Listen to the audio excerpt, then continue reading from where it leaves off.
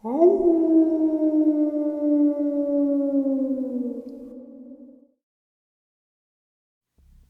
greetings and salutations, everyone. I hope everyone is doing well today. Today we are going to continue down that road, state to state, alphabetically, Dogman subscriber submissions. Before we do this, though, a couple links. As you know, I rely on Patreon, PayPal, and my merch to help the channel to continue to grow and go. The links to Patreon and PayPal are in the description below, my merch displayed directly under this video. Also, Dogman Frightening Encounters, Volume 1, 2, and 3, the audiobook versions. They were written and researched by Tom Lyons, narrated and produced by me, Jeffrey Nadolny. Those audiobooks are available on Audible, Amazon, and iTunes, the links to which are also in the description as well. Now, everyone, I have taken far too much of your time. Let's get on with today's upload. Shall we? Today's first subscriber submission. Hey Jeff, you can call me Teddy, because I am not going to share my real name. I live close to a place called Old Fort, North Carolina. There's a road in Old Fort called Curtis Creek Road that leads all the way up to the Blue Ridge Parkway. It's a nice curvy road all the way up, and it's a dirt road. The nightmare, my real-life Dogman encounter. My wife and I had just gotten married back in July of 2017, and we had been staying here for about 2 months in an apartment, so she and I decided to go somewhere. I had taken her to Curtis Creek. Sure, I've been up there before, but I did not go all the way up to the Blue Ridge Parkway. I was planning to scare my wife half to death. Well, I guess I bit off more than I could chew. I got halfway past the campground that's up there, about a mile up, and I stopped because I had to relieve myself. When I did, I turned off the car and I turned off the lights, thinking that I should be safe up here. Oh boy, I was wrong, because when I went to go relieve myself, I was standing right beside a tree. Then I smelled this god-awful, wet dog, iron-like smell. I thought it was a pack of coyotes close by, so I didn't pay too much attention to it. Just to let you know, I was basically in the middle of the woods, and it was dark. 2 a.m. dark. I finished my business, and I was about 7 feet away from my car. I went back to my car, I opened the door of my 92 Toyota Corolla, and that's when I heard it. A blood-chilling growl. I quickly jumped back into the car and turned on the high beams. Then I saw it just feet from where I had been. Where the tree was and where I had been standing, it had been right behind me, I was thinking to myself. I then started freaking out about what I had seen. It had pointed ears, darkish brown fur with hints of white. And the things that I will never forget are the blood-stained teeth and the bright yellow eyes glaring at me. At first, to me, it looked like a giant wolf because it was 5 feet tall on all fours. It growled some more, then stood up on its hind legs to where now it looked to be 8 feet, and I could see its legs. My wife said, "What is that?" about the same time I did. I put the car into gear and floored it backwards until I could find a place to completely turn around and pull forward. I about ran us off the road trying to get out of there. Then we got about halfway down where the campground was. The howling began. And once I hit the paved road, I floored it, because we couldn't go that fast around the curves on the dirt road. We have not been back up there after dark since. If you do go explore, don't go after dark or close to nightfall, because you will regret it. Today's second North Carolina subscriber submission. Hey Jeff, I'm just going to get right to the point. It was March 6th, 2:42 a.m. I woke up to use the restroom. I heard something outside of my bedroom window, like something was scuffling around. I didn't pay it any mind. After I got back into bed, I heard these 5 hard knocks on the outside of my bedroom wall. I was frozen in fear. I laid there. Then there was a scent that came wafting through my window. I like to sleep with my window about a quarter of the way up. The odor was the smell of roadkill. It smelled so awful to the point that I wanted to throw up. I did not look out of the window, but I got the nerve to check on the doors, my grandbaby, and my daughter. After I got back into bed, I just lied there to see if I could hear anything messing around the house. It was all quiet. I felt as if something was lingering around my window. I have my bed, the head of my bed, next to the window. After 30 minutes, it growled. It was not a loud one, but strong enough to get my attention. Knowing that this Dogman was inches away from the top of my head freaked me out, and it still does. Jeff, this was at my home. There's no coming back from this. When I mentioned in one of my comments to you that I was getting comfortable again, I was. I had started again with my nightly rides when I had mentioned Elizabethtown, which was nice, searching. Didn't see anything. I went out last night. I just wanted to go and get out and get some fresh air from being cooped up from the virus. This time I drove to Cedar Creek, a little town outside of Fayetteville, March 17th, 2020. It was between 11 and 1 in the morning. It was going to be an uneventful ride, or so I thought. I had to use the restroom, so I turned off the main road to a side street to find a secluded area. As I was driving along, I saw lights from the house and a lot of cars, so I turned around and headed back to the main road. I couldn't hold it anymore, so I pulled over to the side and peed. I left my driver's side door open just in case I had to jump back into the car quickly. I turned my hazards on and I went to the back of the car. As I was handling my business, I saw these amber orangish eyes looking straight at me. They were down to my level. I didn't see them until I was in the squatted position. They were swaying back and forth like it was moving with each step. I froze. I wasn't scared. I just couldn't move. The eyes were huge. I'd say about a foot across from each other. I couldn't see anything but the eyes. Like everything around it was black. The creature was 30 to 40 yards from me. I'm picturing a football field, and I'd say it was that distance. Close to a minute at this moment. Time was no factor. Those eyes just spellbound me. What brought me back to myself, there were headlights coming from my right side. Its left side, you can see. I jumped up, got myself together, and when I looked back at the eyes, they were gone. I believe the car's headlights may have spooked it. These things don't really spook. I know it hid. There's no smell, no sound. It was like time had stopped.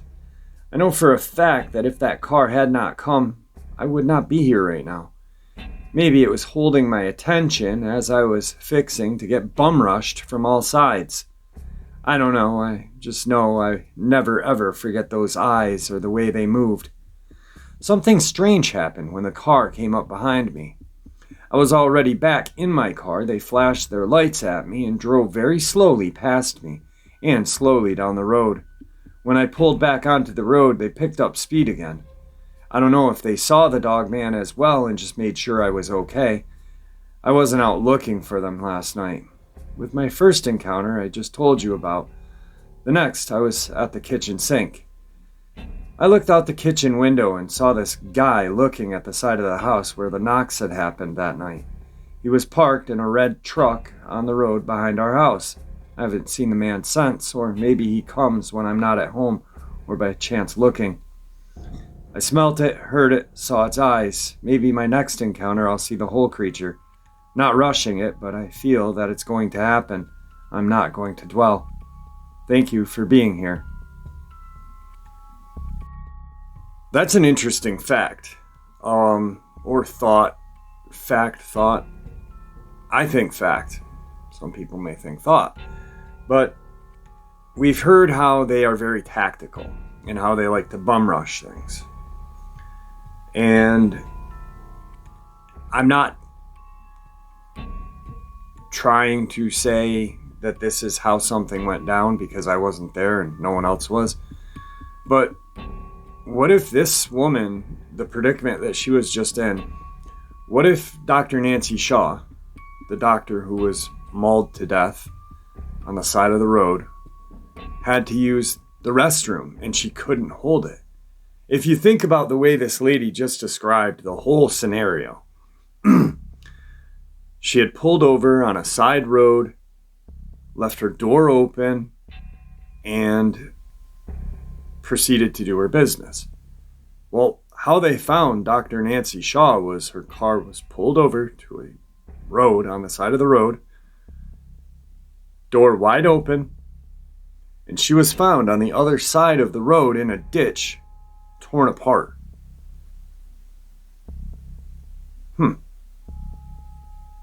Makes you wonder.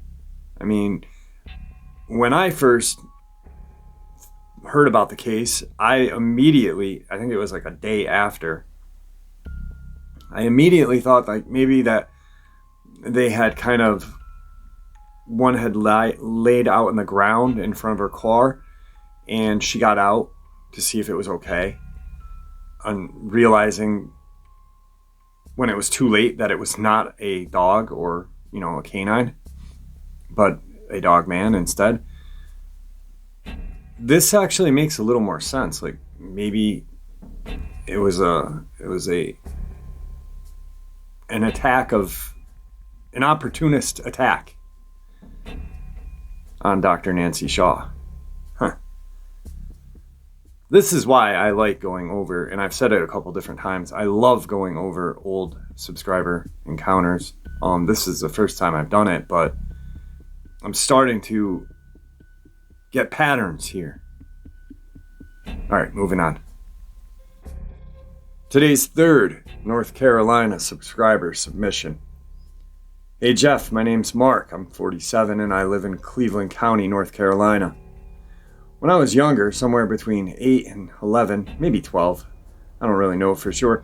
Anyway, I was spending the night at my cousin's house, who is 2 years older than me, and a girl. Another one of our cousins was also spending the night as well. She was the eldest of us three. She was 3 years older than I. They were, and still are, my favorite cousins. They were both tomboys at the time, and Lynn, the older cousin, was a ball player and a little bit more athletic than me or Amy. They were both a head taller than me, as I had not grown hardly.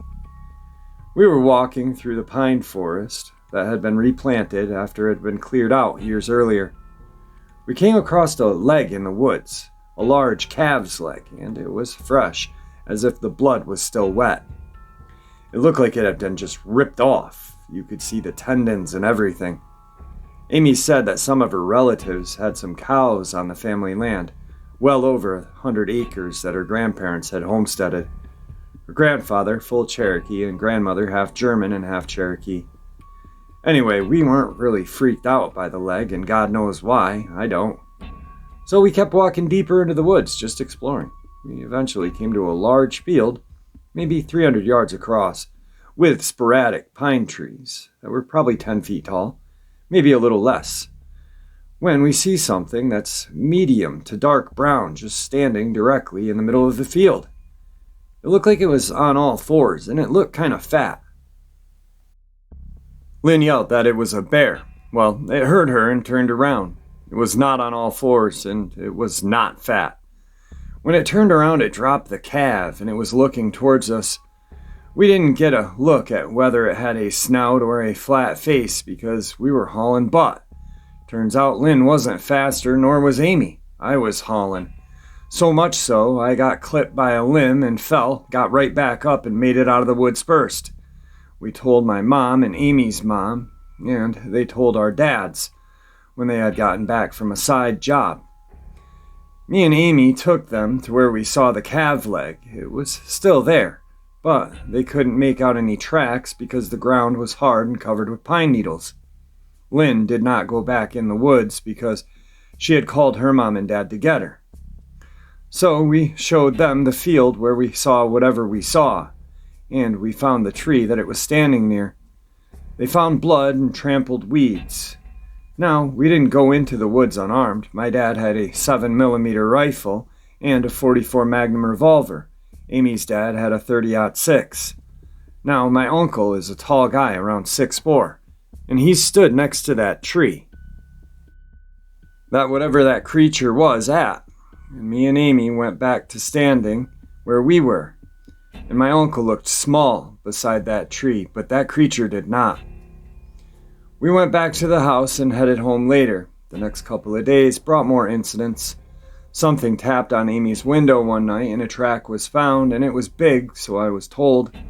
Something left a muddy mark on the side of Amy's grandparents' home, way up high, and more tracks were found.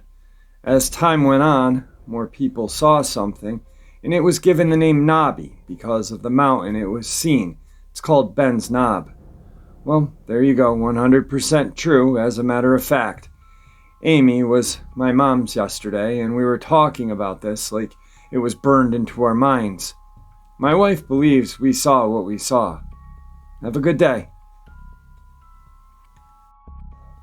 Today's fourth North Carolina subscriber submission, but second Cleveland County subscriber submission.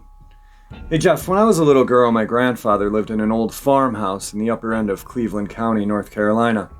We used to go visit him every Saturday, my dad, my mom, my baby brother, and I, along with several of my dad's brothers, sisters, an assortment of children. We would congregate after lunch at my granddad's. Us cousins would play together outside and out in the woods, which ran behind my grandfather's farm and stretched probably 10 miles to a dirt road, beyond which was an apple orchard and a cattle pasture. This was the early 80s in a rural area, back when kids could take off to the woods for hours and it was okay. We would all have dinner together, hang out until bedtime for the kids, when we would all head home. At the time, I had just turned 8. My cousin Jay was 6. My brother and Jay's sister were both small toddlers, barely walking. The night in question, Jay and I and our siblings were the only kids present. He and I had spent the day playing out in the woods as usual and out in the yard where Jay was trying out his prized possession, his brand new skateboard. After supper, we hung out in the back bedroom watching TV until our parents informed us that it was time to go home. My grandfather's house has a glassed-in porch which serves as a laundry room on the front, right outside of the kitchen. This porch, because of the way the lot was laid out, the house was built, was fairly tall. Looking out the windows gave you a panoramic and slightly elevated view of the backyard. I would speculate that the porch were about 20 feet off the ground, and the backyard sloped away from the porch. The backyard was lit by 2 large lights, one which was mounted on a pole to the left of the yard, the other mounted on the side of my grandfather's shop, which was to the right. They were very bright, and each light lit up a fairly large area. The only really shadowy part of the backyard was the area where the large tree stood, casting a shadow that fell between the shop and the greenhouse, which was too far left of the yard. It was under this tree that Jay had left his skateboard, and we stopped playing to eat supper. He and I decided we should go get it while our parents were saying their farewells in the kitchen. The Dogman was in the backyard. We saw him at the same time as soon as we entered the porch. He was man-sized, and he looked exactly like a werewolf from a bad B movie. He had shaggy, dark brown wolfman head with long pointed ears and a lighter brown muzzle. His hands were human-like as best I can remember, though they were covered in dark fur and had long claws. But he was wearing a red and black checkered flannel shirt and blue jeans. I don't remember anything about his feet, whether he had shoes or claws, but his legs were straight like a person's, not bent backwards like a dog. He was walking back and forth in the yard, almost robot-like, or as if it was on a track. I can't really describe it well. It was like his legs were moving a little, but not enough to actually count as walking. It was more like he was gliding, but in a jerky way. His body was human in proportion. He would move from the edge to the light near the greenhouse, across to the light near the shop, stopping when he reached the end of the illuminated area and turning around in that strange, jerky way, gliding. His eyes were red and glowed some, like one of those laser lights you use to tease your cat. That color and about that level of brightness. The only time he was out of our sight was when he passed into the shadowed area of the tree. He seemed like he was showing off for us, wanting us to see him, or at least that's what it felt like. The feeling that he carried with him was overwhelming malevolence. I felt like he knew we were there and he could see us watching and feel that we were afraid and he was glad. Not sure if that makes sense, but it was what I felt at the time, dread and fear, and like he was aware of us and doing what he was doing on purpose to scare us.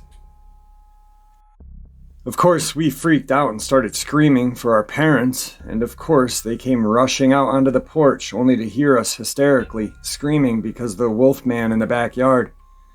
They said the usual parent thing about overactive imagination and too much Scooby-Doo, because even though he was there walking back and forth right in front of them, we could only see him, not the adults. I remember pointing and saying, "He's out there," and being really frustrated because they couldn't see it. Finally, my dad, determined to put an end to the nonsense, announced that he was going into the yard and get Jay's skateboard from under the tree. We tried to stop him, but he went anyway. At that point, the wolf man was still doing his strange gliding walk back and forth when my dad opened the porch door and hit the steps that led from the porch to the yard. He triggered the motion sensor light, which was on the corner of the porch awning, lighting up the shadowed tree area. Just before this happened, the wolfman had stepped into the shadowed area and disappeared from view in the dark when the light came on. Lighting up the tree area, the wolfman was just gone. It was as if he had vanished into thin air, as they say. We never saw him again, though we became mildly obsessed with werewolves for a while after that and started hoarding silver in case we needed to make silver bullets. When you are a child, it's pretty amazing what you can consider normal. We were scared at that time it happened, but it's like afterwards it didn't feel completely real because it was so bizarre and we sort of made a game out of it. A few weird things happened to us in the woods after that, but nothing that could be considered paranormal beyond doubt, and nothing like us seeing the Wolfman. Years had passed, but I always wondered about what we saw that night. My cousin Jay forgot about it all altogether. I asked him about it a few months ago, and he didn't remember at all. What really brought it back to my memory was the story in Linda Godfrey's Real Werewolf, about a girl who saw the hitchhiking werewolf wearing clothes. Before that, I had never seen a serious report of a canine or lupin humanoid wearing clothes in any publication. I don't often tell anybody about my werewolf that we saw because it sounds so completely crazy. Of course, my parents and Jay's parents never for 1 second believed we saw anything. I don't fully know the history of the land around my grandfather's. I know there were a lot of Catawba Indians in that area before colonial times, and that there were several strange formations in the part of the county that people claimed to be native mounds, though none of them seem to be officially recognized as such. There have been several Bigfoot flaps in this county as well, and there are black panthers here. I have seen both black and tan, as my father and many hunters he knows, though they are not, in my opinion, anything supernatural, just regular animals. I have no idea to this day what it was that we saw in that backyard. I find it hard to believe that it was actually a werewolf, but it feels like it was something paranormal. Seeing it caused me to have a lifelong interest in cryptozoology and the 14 phenomenon. I've thought a lot about it, and I sort of feel like John Keel was right when he suggested that there are something out there that messes with us. Something because it can. Like maybe something wanted to be scary and knew that the stereotypical werewolf would frighten us little kids. I even wondered if it could have been someone dressed in a costume playing a prank, but that wouldn't explain the weird gliding, unnatural way it moved, or the way it was able to disappear so fast, or the fact that apparently 5 adults couldn't even see it, but us 2 kids could. Just thought this may interest you because of the novelty. It sounds so out there and frankly made up that I doubt anyone would believe it anyway. I have told maybe 4 people my entire life about it, including my ex-husband, who did not believe me. I have never mentioned it to my current husband because it's just so weird. I would, however, be interested to know if anyone else out there has experienced anything similar, either a werewolf type form dressed in clothing or something that they felt was something pretending to be something that it was not. For whatever reason, I feel strongly that this was happening. I appreciate you taking the time to read this and have really enjoyed your work. Good luck with your research. This is another reason why I enjoy doing this. Because when I narrated this a while ago, I kind of just skimmed. And not really skimmed, but I thought, well, hey, there have been a couple of different encounters with Dogman that have been wearing clothes. The Ohio encounter, the one that she talked about in Linda Godfrey's book, there's 2 right there. Now there's 3 that we've heard. A couple of different, not a lot, but a couple different other ones. But now that I'm redoing this, and for some reason getting a second crack at it, I guess, instantly what popped into my head was a upload that I did about 1.5 to 2 years ago about inorganic beings. And I talked about inorganic beings as what people perceive as the, and I hate this name, rake, but as the creature that people see as the rake. Not the creepypasta stories, because they are all creepypasta stories. There is no mention of them anywhere in historic events, only in the creepypasta history, okay? Then people will, of course, say, well, they're ghouls and this and that. Well, yeah, that's a cool name for them, but the rake is, the history of this creature as the rake is a fictitious story. It was written by someone. There are these creatures that have been seen throughout history, but they're not called the rake. That's just a cool name for them, which I don't know why a hand tool is cool. But anyway, what is an inorganic being? You're saying, Jeff, shut up and get back to the point, you moron. And so I will. I'll get back to the point. So, what is an inorganic being? I pulled up the thing, a text on Google, but I don't want to read that. What an inorganic being is, and I encourage everybody to look it up that has never heard of it, because it's a very fascinating subject. What an inorganic being is they are alive. They are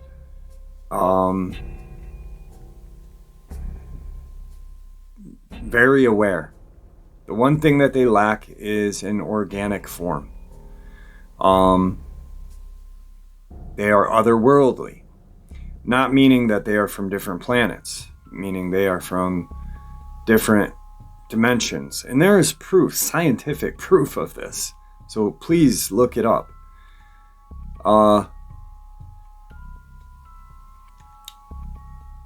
They are nightmare fuel. They have no organic body like we do, or like anything else. So what they do is they can somehow read what our fears are and produce themselves in front of us what our deepest fear, or a fear that is present in our brain at that point. Maybe those kids before in their granddad's back bedroom were watching some, who knows, Goosebumps or something with a werewolf. And that's what was present in their head. When people go out into the woods and they hear that crazy shriek that is not a Dogman or a Sasquatch, but an inorganic being, and then our brain automatically thinks to the creature of the rake, this bald creature that that is very, very scary, but it resembles each other. 'Cause if you think about this here, real quick, I'm trying to word this the best I can. So when there's identifications of rakes, oh God, I hate that word. When there's identifications of these creatures that look like the rake, they're very similar, but they're all different usually. There's just different similarities because how I see this creature in my brain is not how you see this creature, and how you see the creature is not how Joe Blow sees the creature, and this and that. There's maybe different variations, like longer fingers, longer legs, longer arms, a more bulbous head. That's why they kind of look different, but they kind of look the same because they feed off of our brain, and that's what an inorganic being is. And I really think that possibly that could have been an inorganic being manifesting itself to what these kids' fear at that time was. I was gliding back and forth. I hate using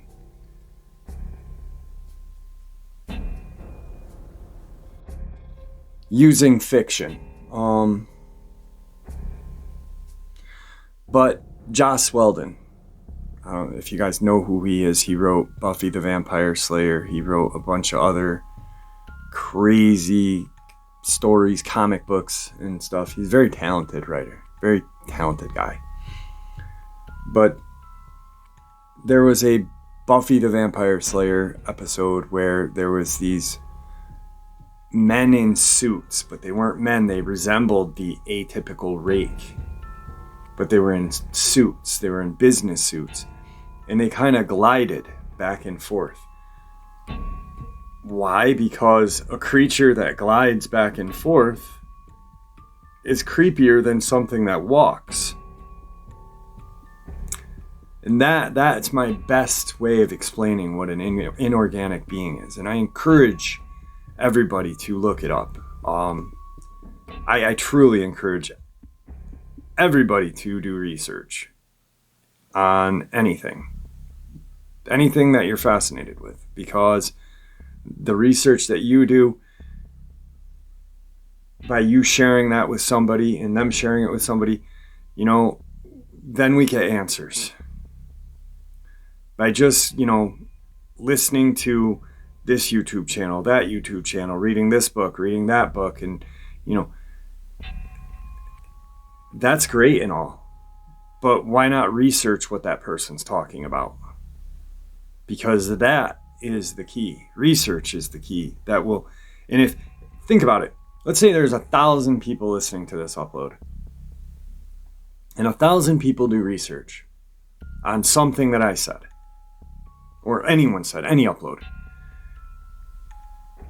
Those 1,000 people have now done research on something that someone else had researched, So by in sense of that, now we're up to 10,000 people's research. It just keeps spreading, if you get what I'm trying to say. And then we can get to the truth, because that's how we're going to get this. It's not going to get handed to us on a platter. I wish it would, but it's not. And it's not going to get handed to us by pointing fingers at the government, because all they're going to do is make that shroud even thicker. But by researching, and then when we have the adequate truth and the adequate proof, then that only breaks the shroud down. That puts holes in the shroud, and pretty soon that shroud gets too thin and can't cover anymore. And that's how we're going to get the answers that we're looking for. Now I'll shut up and we'll move on. Today's final North Carolina subscriber submission, and I have this gentleman's phone number. I'm going to see if I can get him to come on the show very soon. I've got a couple of his submissions, different states. in one of his brother's submissions, and I want to talk to him about his brother's submission because his brother told me not to share it, and I still have it in my files. And I want to kind of get him and his brother together so we can talk about it because it's pretty friggin' crazy. But anyway, into this one. Hey Jeff, hope you're doing well. My prayers go out to you. Brother, I had an encounter back in 1988. I was young and dumb and did stupid stuff. I had another guy with me, Kelly. We were both big guys and we thought we were tough. Laugh out loud. After this day, we were both humbled. We were here in North Carolina in a place called Warrior Mountain, a road between Nottahala and Franklin, North Carolina. We really wanted to work on this day. Our work van was loaded, and it looked like the van from Scooby-Doo cartoon, but it was white. Now the work we did was rubber roofing. It wasn't hard, but it was hot. We went up Warrior Mountain fast. I was driving and showing off. We were close to the motor blowing. We didn't realize till we had to take off walking. We were 5 miles away. The nearest house or person. So we let the van roll as far as it would go. That wasn't that far. So we took off walking. Now, what happened next, I think I deserve for blowing my motor in the van. Kelly and me had walked about a mile. We started hearing the brush moving like someone was stomping through it.